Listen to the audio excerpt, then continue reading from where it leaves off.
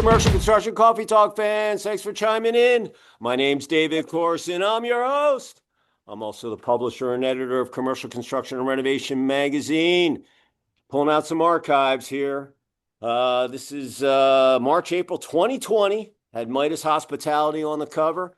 This issue was about 144 pages. Let's see what I was doing way back when.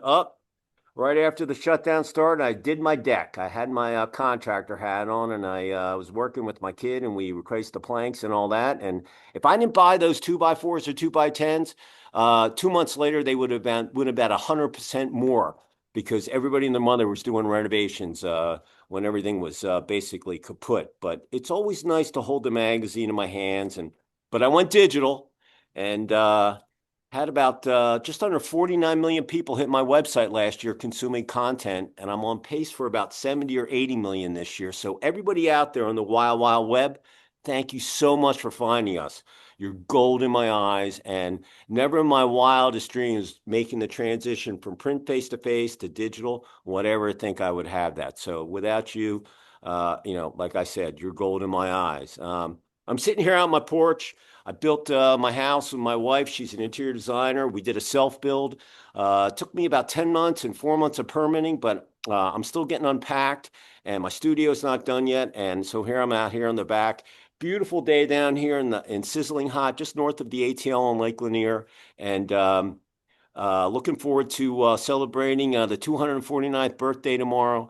And it's been just an amazing couple weeks. My mind, moving in the heat and the rain and making sure that everything's going on. It's been a blur the last 6 weeks, but I'm looking forward to the weekend. I've earned it, and I'm going to relax and get ready. I just had my 30th anniversary. Just turned 62 this week as well. Got the 4th of July weekend.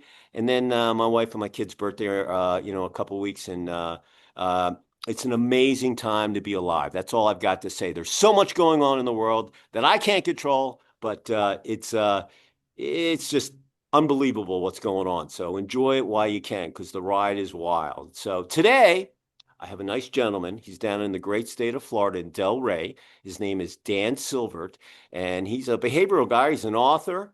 Dan, say hello to our listeners out there in Commercial Construction Coffee Talk.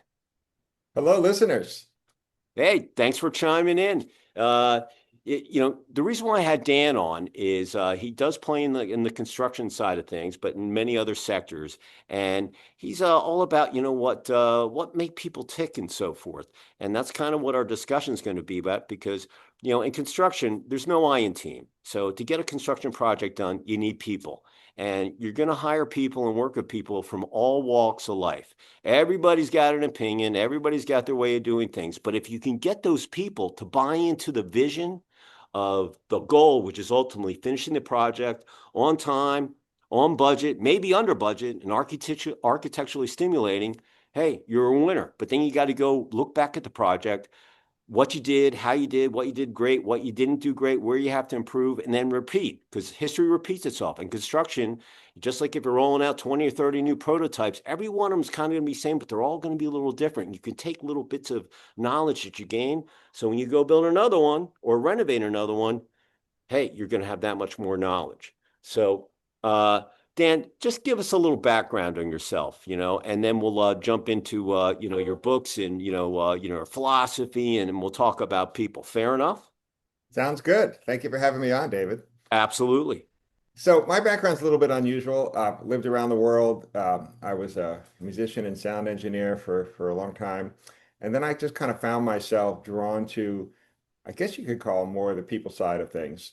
And one of the companies that I work for, they got bought, and there was a big crisis. And for some reason, I ended up being the one kind of calming people down and figuring out what to do next and helping people figure out what their next role would be. And so I kind of took that experience and said, I wonder what I could do with that. I can't be a musician forever. So I kind of moved into that space. And ever since, I've just been really interested in, as you put it, what makes people tick and why we say and do the things we do, and why we click with some and seriously clank with others, and what it means to get past that, to really figure out what we're capable of. Because, none of us work in a vacuum. We all got to work with other people. So if you think about it, Your ability or inability to work with other people determines your own life. And so it's important. Yeah. And What instrument did you play in your band? I was a keyboard player, and then when I started working in the field, which I just kind of lucked into, I ended up having a whole studio and composing all this music for CD-ROMs. I mean, this is going back a while. I mean, Yeah. this is back back when CD-ROMs were considered technology. Um, but ever since then, I've done a bunch of different things. But after the whole music phase, it was all about people. And I But didn't plan that. It just kind of happened that way. but being in a band or just, you got all sorts of types of characters that you're going to deal with, but to make the song sound good, everybody's got to give their input, but once again, they all have to be on the same page or the same music sheet, correct? Absolutely. And looking back on that now I see what happened. Now I understand why we fought the way we did because I was in a band for a while. And and now it all makes sense to me. But at the time, I had no clue. Yeah. I had And no clue. what band doesn't fight, you know? I mean, it's just great. I played the trombone, I played the guitar, I played piano, I did all that stuff. And I was never in a band, but I look at some of the people that were in bands. Hey, some of these big rockers, I just saw who was it? I forget who he says. Here are the five bands I hate. I'm like, why do you hate all these guys? You probably don't even know them, right? So I'll tell you what, this is great. I haven't done this before, so this will be fun for me anyway. So let's break down. You got a band, okay? So now we're going to break them down by behavioral styles, okay? So you got your drummer, and he's what we would call an eagle. So eagles are, well, if you think of an eagle in the wild, that's a ferocious predator, right? So eagles in the workplace and eagles in rock bands, and they're not messing around. Okay? They show up to get the work done. And the drummer in my band was ruthless about it. Like if we didn't show up on time, if we weren't giving everything we had, then we were not going to stay in the band. Okay? And eagle styles in the workplace are all about results. They don't care how you get there as long as you get there. And they communicate really directly. They're bottom line decision makers. They don't want to set up a committee and study it. They want to make a decision. And if it messes up, fine, they'll figure it out and then they just keep going. So knock it down, get back up, knock it down, get back up, just move forward, move forward. So for Eagles, it's all about progress. And in my band, that's what our drummer represented. Like he was just that ferocious energy, always moving forward. Okay. So that's Eagles. There are four behavioral styles. So we just did one. The second one is parrots. Now you think of a parrot, right? Parrots are fun, they're colorful, they're clever, right? They're optimistic. Right? Nobody buys a pet parrot because it's depressed. Okay. They're funny, they're interesting. Okay. So parrots in the workplace are all about what's possible. Okay. They're upbeat, they're enthusiastic, they're very people oriented, they're social. They're always looking for what's next because that's interesting and fun. Okay. In my case, I was that guy. I was a keyboard player and I was the, hey, just happy go lucky. Let's not take ourselves so seriously. Let's just have a good time. Okay. And in the workplace, what you'll find is that parrots sometimes piss off eagles because eagles are there to drive it and parrots will look like they're having too much fun.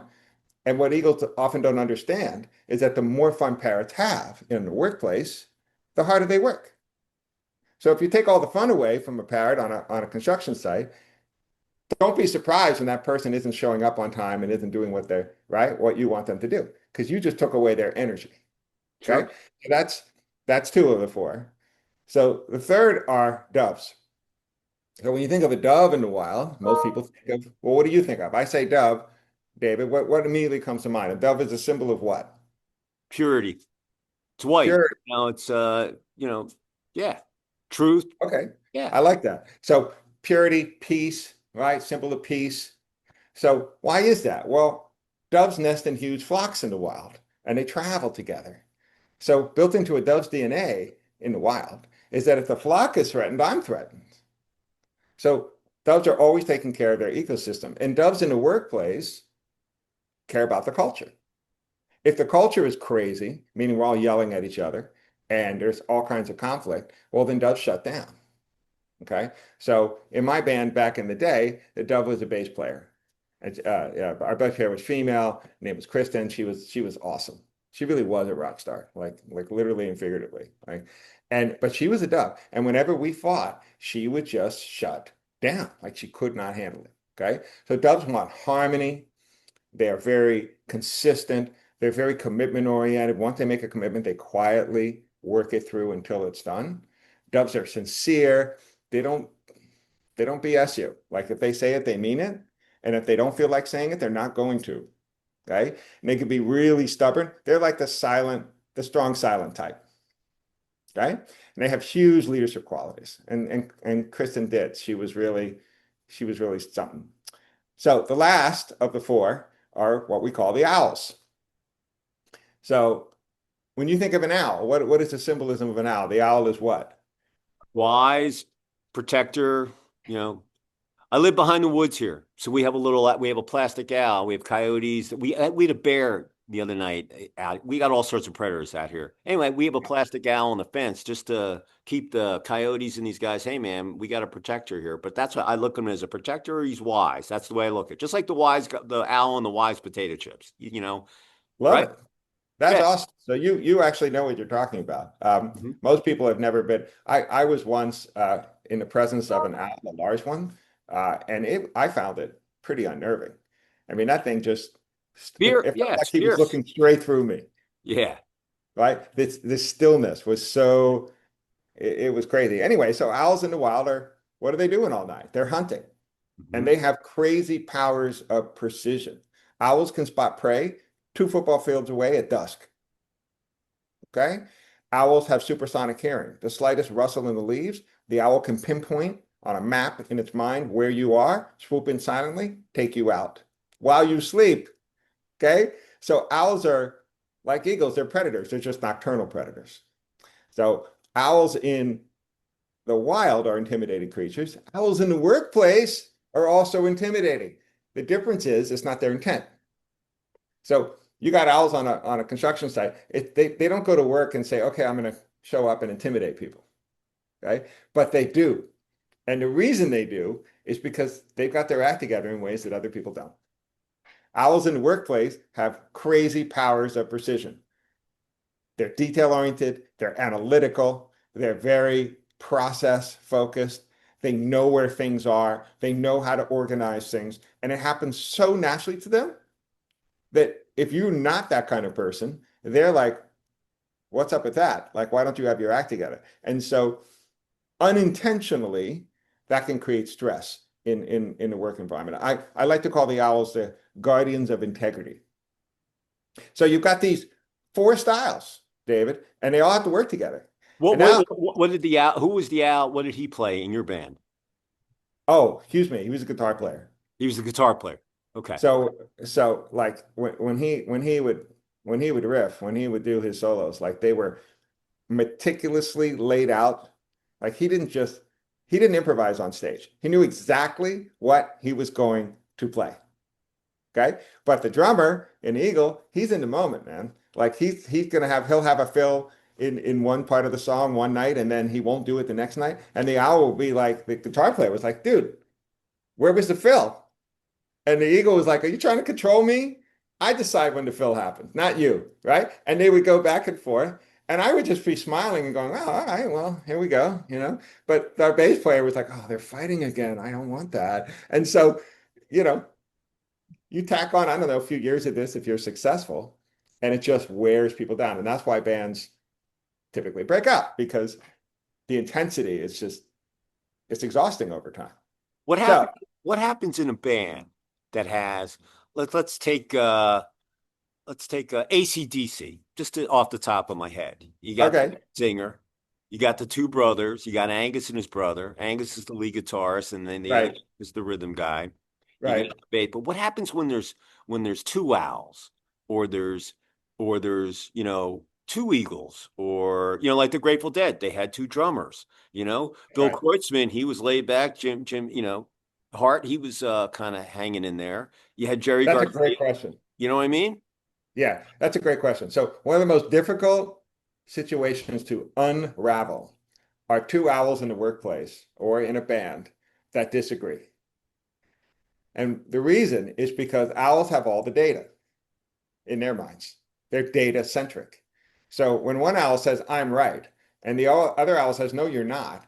And the first one says, well, I have all the facts. And the second one says, well, I have all the facts. Okay.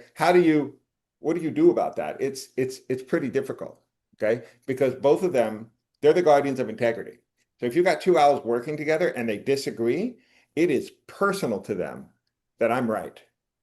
If I'm not right, that's not a small thing. Okay. Parrots are like, okay, I'm not right. So what? Next. Okay. Mhm. Eagles are like, hey, are we getting this done or not? I don't care who's right, as long as the goal gets accomplished. But for owls, being right is personal. And we need these people because they sweat the details. Nobody else does. Okay. And so I'm sorry, go ahead. Well, I was going to say, what's the percentage? If you had to give a percentage on a band, how many times are they in harmony where you go out, you do a set, and maybe you take a break, or maybe that's all you do is a set, and you go back and you're in the dressing room or whatever, and you're sitting there and you all go, that was a damn fine sounding gig, man. We were a well-oiled machine versus, oh man, we just you got the lyrics wrong, or you came in with the your riff there. I mean, what's the percentage on average because people don't realize these guys, they're people too. So, it's like the Stones. I've seen them a bunch of times. They go back there, you wonder what kind of conversations they have. And you see people leave, they get it, I can look at all these old fans, So right? well, I could tell you I was in a band in New York, and we actually had we had a modicum of success, meaning we played CBGBs, we played the Ritz, like we played in venues that, the Police played in or the Stones or something like that. And we were not in the same solar system as bands like that. But just back then, if you played in a certain venue, that was like you were climbing a ladder, right? Yeah. And yeah, there are moments in a band where you're just in flow. You're just in flow, and you can't plan it. It just happens. And then afterwards, you're like, wow, that was good. And you know it. You know it deep. It's deep in your bones. But bands are just like startups. They're actually like construction sites in that if the most stressful part of work is failing, the second most stressful part of work is success. Because once you start having success, well, now your expectations go up. And now, your point of view becomes more real to you or more rigid. And other people's points of view are also more rigid. And now you're more likely to clash because you're successful. And that's a really interesting dynamic, right? And it happens. So you're a band, you're a nobodies like we started and ended. And then there are other bands that go from nobodies to becoming obviously famous. So the more successful they become, the more there's stress, the more there's expectations, the bigger the egos get, right? The more likely you are to clash. So it's inevitable. It's just part of What the human condition. what about like the one hit wonders? They come, they go, and are they do they have any kind of animal associations, or are they just I don't listen. I'm no expert on rock bands. I just happened to be in one for a well, no, while. you're a musician, so I'm just curious on it because I mean, listen, I listen to all sorts of stuff. I mean, listen, I've seen so many bands, and I've been to CBGBs. I grew up in the city. I went to Yeah, PS 158. I mean, I get it. I was in Studio 54. Probably getting in there illegally way back in the day with my fake ID that I got down on 44th Street and 8th love Avenue it. before Giuliani cleaned up the city. But Right. I'm giving my age away. But what about those kind of people, that they come in and they have this one hit wonder and then they just disappear, you know? So, for me, again, we're all human beings. And at the end of the day, we're all a combination of styles. So some of us are eagle pairs, some of us are owl doves, some of us are dove owls. And so quick success and you one hit wonder, and now well, depending on your style, okay, you're going to respond to it in a pretty predictable way. Pretty predictable. Okay. There's more going on in a person's personality than just their behavioral style. There's life and how you were raised and all that kind of stuff. But you can predict like how people handle stress. And to be a one-hit wonder, okay, so you've got this huge success. Everyone knows who you are. and then fail, fail, fail, fail, fail, fail, fail, fail, fail. How do you deal with that? You tasted the Holy Grail, right? And now you're back in the dirt. Well, different styles approach that kind of stress differently. And so I think that's why I'm so interested in this topic because you could be in a rock band, you could be on a construction site, you could be the CEO of $1 billion. You're just a person, dude. Okay, and you're an eagle owl, you're an owl dove, you're maybe three styles, and I can predict with a reasonable level of accuracy what you're going to do and how you're going to feel. I'll tell you, we just went through this 10-month build, and I come from a construction family, so it's kind of in my blood. I mean, listen, I built a magazine. I used to do it with paper into, ink, postage, the post office, all this stuff. Now we do it digitally, but I still build a magazine, and uh, we built this house. I did it with my wife. Been married 30 years. I'm still married. I didn't get divorced, and well, now that you said that, when I'm looking and thinking about the subs that we hired, there were definitely if I had to put animals, attach that kind of persona to them, Yeah, they probably some of them were eagles and some of them were doves I and guarantee you they were. and some of And them were parrot. I'm looking at myself. I'm thinking, okay, if I had to pick an animal, uh, I would listen, my wife, she treats them great, pays them, make sure, because she doesn't want to lose them on other jobs, but she can bring it when she needs it. I think she's kind of like a lioness, she's great, but she's got, some power. I'm kind of more of a I don't know. I have to think about what kind of guy, because I mean, sometimes I can be,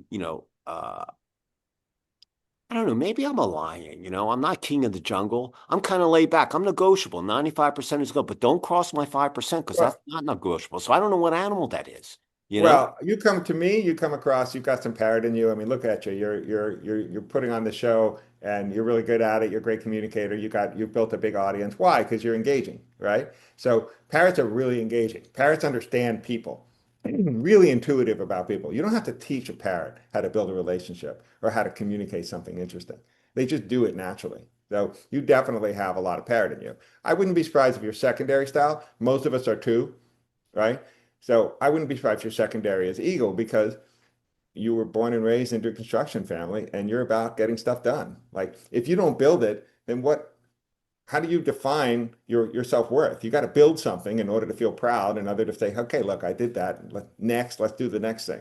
So my guess is that you're a parrot eagle, which means, by the way, I'm happy to give you the profile. You can take it No, yourself. yeah, yeah, go ahead. Yeah, you take it, have your wife take it. Like it's fun, right? But remember, it's behavior, it's not personality. Personality is a whole different thing. Personality is set somewhere between the ages of 6 and 9 years old. Behavior is, well, it's malleable because otherwise you'd be running around like a 9-year-old, Hmm. right? So depending on what life does to you, your behavioral styles can and likely will change. Okay. But you strike me as somebody who's high intensity parrot, high intensity eagle. You're probably pretty consistent. Yeah.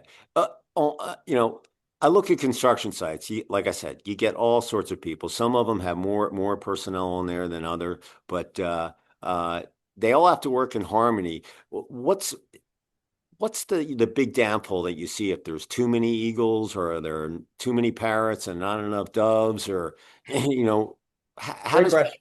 because Great I'm question. telling you the people So, that are watching this right now, they're thinking I know because I'm my mind's racing right now and I'm thinking I'm like, what am I, right? yeah, well, I'm thinking about my team and Okay. I look Okay, at so let's do that. Let's go there. So there's the strength of each of the styles. So again, eagles bring clarity, okay? Parrots bring openness, doves bring harmony, and owls bring an accuracy. Okay. So we all and we bring these skills naturally to the workplace. Okay. But what happens when there's a ton of stress and we overuse those skills? Well, now the eagle is running roughshod over people. Okay. And really dominating and not giving people room to breathe and to execute on their own. Okay. My way or the highway, because the eagle knows best. And when parrots overuse their style because they're under stress, they're all over the place. Okay, they got ADHD. You can't like lock them down, right? Like it's just like focus, focus, and it's really hard for them. Okay, so when doves overuse their style, they become passive because like the bass player in my old band, right? They just want it to stop, just stop fighting because they can't engage. And when owls overuse their style, they get into analysis paralysis. Okay, so now we're on a construction site. And at Velocity, what we often do when we work with clients, we'll work with a big construction firm that's, let's say, building a hospital, $1 billion hospital. Okay, and at the outset of the project, maybe a month in, well, you got all these vendors that all these subs that work on the project, right? And each of them represent their own little company. So the electricians are doing their things, and the cement guys are doing their thing, and the drywall people are doing their thing, and they're not a team. They're not. They're a collection of companies coming together for a project, but they actually are a team because they've got 2 or 3 years to build this hospital. And if they don't, the owner is going to lose it, and there's going to be all kinds of issues, right? Hmm. So within each of these subcontractors, you've got styles. You've got eagle owls and parrot doves, and right, and they're all under stress. So when you have a lot of stress and a mix of styles, it's really helpful to understand, oh, this is how parrots stress out. And this is how eagles stress out. And this is, okay, here's what I can do in order to execute on our mission here. But what you ask is what happens when you have 3 or 4 eagles in a room? Okay, now what? Right? Well, when you have one style that's dominating a situation, they're going to stress out in the same way, which means they're going to have blind spots, serious blind spots about what needs to happen. So a group of eagles, all chiefs, no Indians. Everybody's the boss. Okay? That's not good. Not good. And Not good. they sitting down with the doves and owls that work for them, and I like to say, match the moment, not the mirror.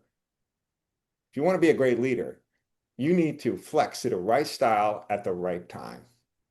So if you're an eagle, congratulations, flex, because you're sitting down with owls and doves now. So if you just eagle out and expect them, right, to give you their blood, sweat, and tears, they won't. They'll give you the minimum. But if you can flex to owl dove energy, it's behavioral, not personality. I'm not asking you to reinvent yourself. I'm asking you to slow down, stop being so direct, lower the intensity, ask a lot more questions, and discover what's actually inside other people's heads. Because right now, you're just in your own head, and it's not working. So you want this to work? How about accessing the smart people that you have around you? And the way to do that is to flex to their style. So flexing to the right style at the right time is the game. So this is confusing because on the one hand, self-awareness is key. This is who I am. Let's say I'm an eagle parrot. I want to be me. Okay. But on the other hand, if you're a leader and you don't flex to the right style at the right time, you're going to fail. So you need to have a expansive sense of who you are. You need to be able to say, oh, I can go owl if I need to. I'll dig into the data. I'll whip out the spreadsheet. I'll spend a half an hour with somebody really analyzing the nuts and bolts of this. I can do that. Oh, I can flex it up. You know what? They're looking for harmony. They're looking for the collective possibilities. So I'm going to sound out 8 different opinions. And yeah, it's going to take more time, and that's going to frustrate me, but I'm going to match the moment. Great leaders surface the genius of other people. Well, how do you do that? You do that by meeting them where they are, not where you are. And it's easy to say that, and it's really hard to do, especially when you're under stress.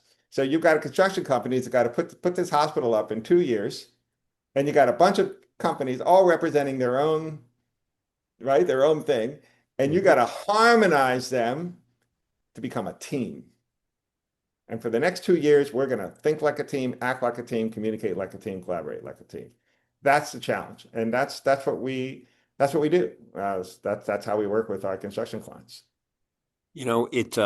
Listen, I've been an entrepreneur. I was with Nielsen. I went out on my own in 2001, right after 9/11. And I kind of knew how I wanted to, run my company. But before then, they made me go to Dale Carnegie, and I'm a Dale Carnegie guy. What's the worst that can happen? What's the best that can happen? If you're right there in the sweet spot, you probably can get things done. But the most amazing thing that I learned from that was that there were all sorts of people in there that were taking the class. And there were some people, like speaking in front of people. Some people are terrified to do it. But Yeah, the biggest thing was, hey, you know yourself better than anybody. You're an expert on your own opinion. So if you want to talk about, something that you knew that you like, you were a pianist. So you know a lot about the piano. So you could probably talk hours and hours about it. But watching these people in the beginning of the class where they were terrified, and they by the end of the 12 weeks, 10 weeks, whatever it was back then, that they actually could do it. uh, it was so stimulating to me to watch that. And just like a coach, I'll take a guy that, I don't need the best guy. Some people are born with talent, some people have to practice to get better. But right, I'm going to take, I always tell people, like in lacrosse, there's the goalie, there's an offensive guy, a defensive guy, they're all different size sticks. I always tell people, look, the better off you are to learning out how to use all those things, because you never know when someone's going to say, hey, we need this done, and you're the guy that's going to do it. And maybe they're the dove, but they need to be the eagle at one point, or maybe it's vice versa. You have it in you. You just have to dig deep and try to find it. And I have no problem with people making mistakes, because I always say you either win or you learn. There is no losing. And that this whole animal avatar gig that you have going on, man, that's mind blowing. Especially when you apply it to bands, because like I said, shoot, man, like I said, I've seen a lot of bands, Johnny Rotten to Todd Rundgren to, Neil Diamond, who knows, and but they all have the same thing. They all want to make everybody happy and go, but when they go out there, maybe they're like completely different people, in their regular lives, but they have this persona out there that right. am I wrong? Am I right? Am I No, right? no, you're right. You're right. Because how people behave at work is often quite different than how they behave at home. And I find that particularly with women. I mean, not to be sexist, you got to be careful in these times, but that Mhm. is my experience. Men tend to be more consistent between home and work, and women tend to compartmentalize more, and they're different or at least that's what they tell me. They're different in their personal lives than they are at the office. The big thing about men and women, they're wired completely differently. And back in the day, it was male dominated in construction. Now, Right. it's kind of 50-50 with Oh yeah, male very and much. men. It's just like I used to tell people, I'm like, I don't understand why a man is designing a women's apparel store when they don't understand what women want in the dressing room, what the fixture should be, how much space should be between the fixtures and the aisles. And uh, now I look back at it, and someone said to me one day, why don't you have more women on your cover? I said, I don't know. So I looked at the circulation, and I went, wow, it's about 70-30. And then I've been around for 25 years as a publisher. So circulations is one of my domains that I've got. It's a treadmill, So I'm looking at Right. them as the years progressed. Okay, now it's 65-35. Okay, now it's 60-40. Now there's probably more women than there are men in construction. It's crazy. But it's amazing what gets built. And you just have to, and I want to treat everybody, fairly. The military guy in me, because I come from a military family, the military guy in me is like, hey, everybody needs to be treated, fairly. However, men and women are, just the way that you're built. Men are stronger than women. That's just reality. Yeah. So what I find is that once again, women are no less likely to be eagle styles than men are. The difference is when a man is an eagle, he's a man. When a woman's an eagle, it's often interpreted differently. In Okay. what way? Well, it rhymes with rich. And a lot of women who have eagle energy find that they have to rein it in because if they were their authentic selves, they would, because they're women and because they've got a lot of eagle energy, it's not as accepted. It's just not as accepted. There are a lot of men, a ton of men, who are doves, the strong silent type. Okay. But it's perceived differently when a man has dove energy versus when a woman does. So what I like to do is get rid of the whole gender thing and say, let's just talk about style. Okay? Because at a deeper level, your style is how you actually behave. And, whether you're a man or woman, okay, that's great. We can go down that road, but, it ends up being a problem because it ends up getting political. And in today's world, everyone's hypersensitive about this stuff. And I personally don't want to go there because that's counterproductive to me. I don't want to get people lost in that, right? So you're totally right. And by the way, women express eagle energy differently than men do. Why? Because they're women, because they're different, because we're wired differently. But you're not allowed to say that, right, today. So it's a minefield. It's a real minefield. You'd be amazed at how many director of construction females that I know that are you would think they would be doves, but they're freaking eagles, man. Oh, they're eagles. Oh, in construction? Are you kidding? Oh, Yeah. these people, Toughest names.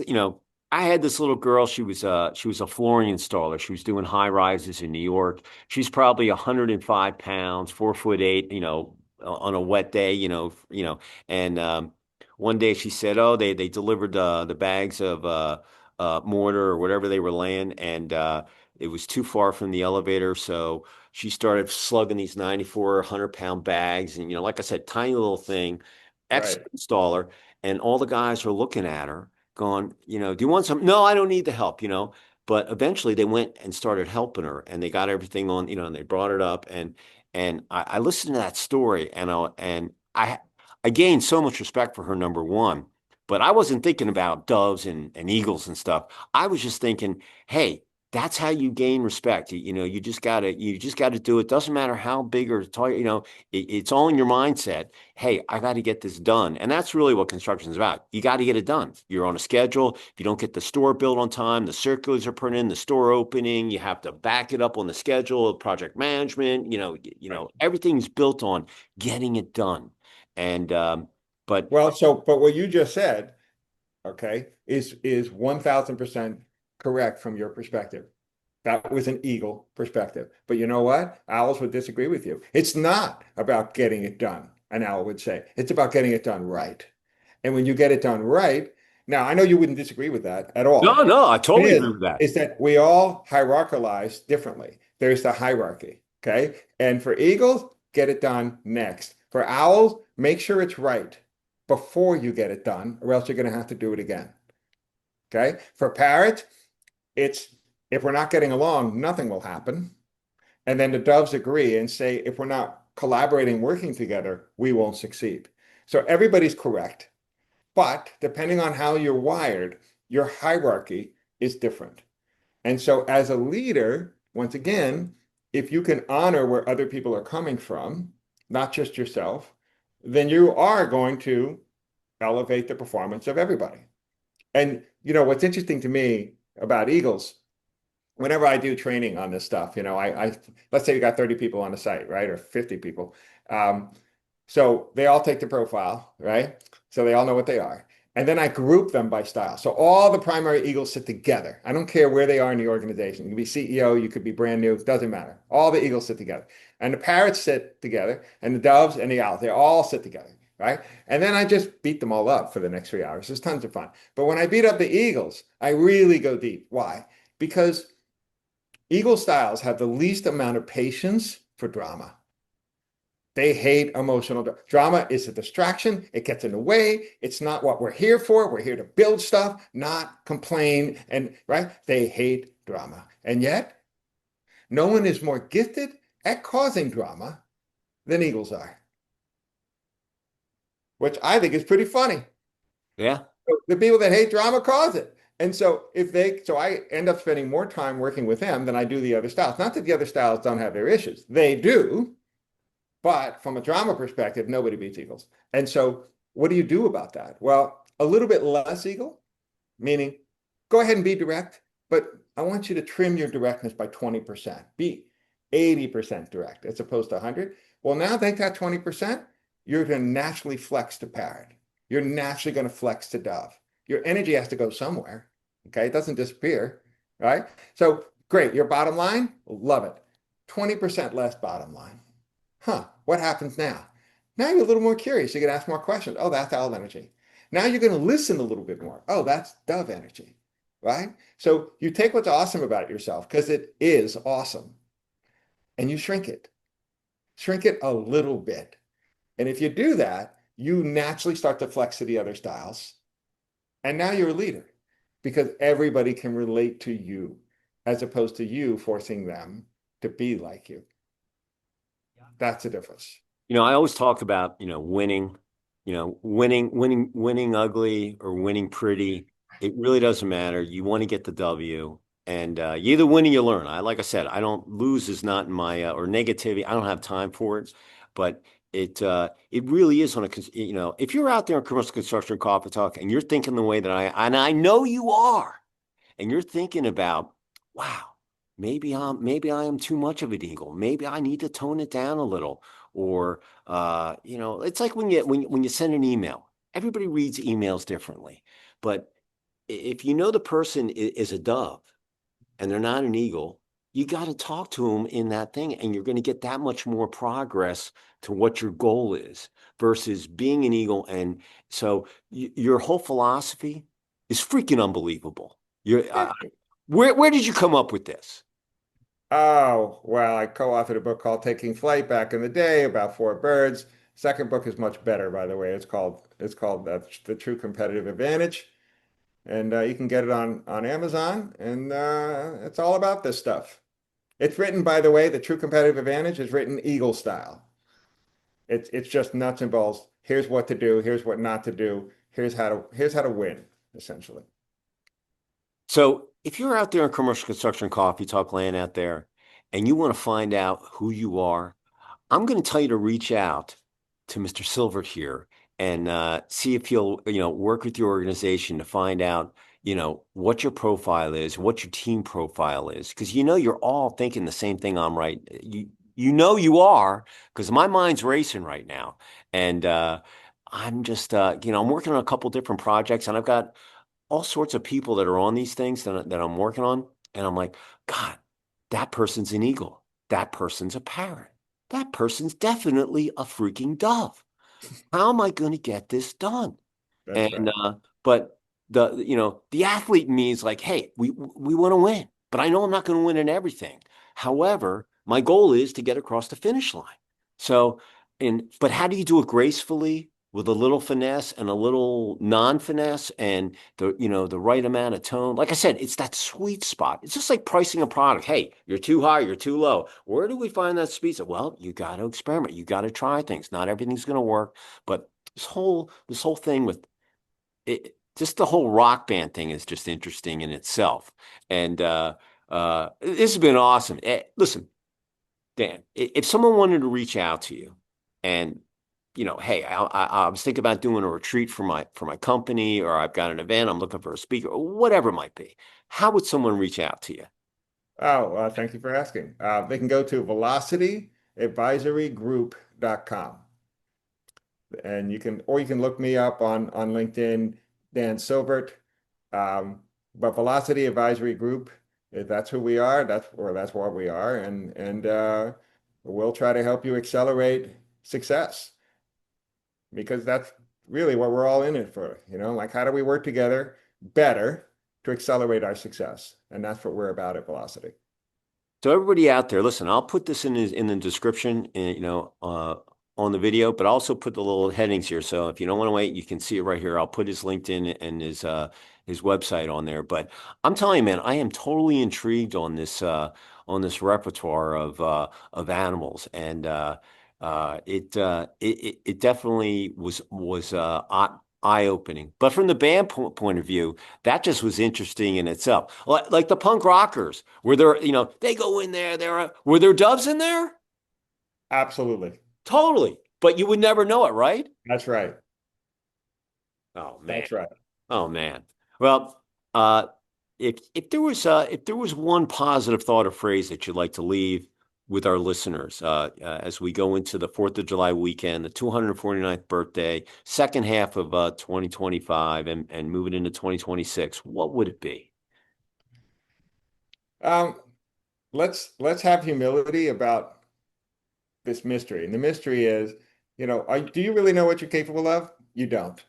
You're doing things today that you weren't doing 10 years ago. Okay. You're not a phony version of that. You're an expanded version of that. Okay. So if you're a leader, you got a bunch of people under you, and they're also mysteries. And your highest calling as a leader is to help people discover what they're capable of. And the best way to do that is to meet them where they are.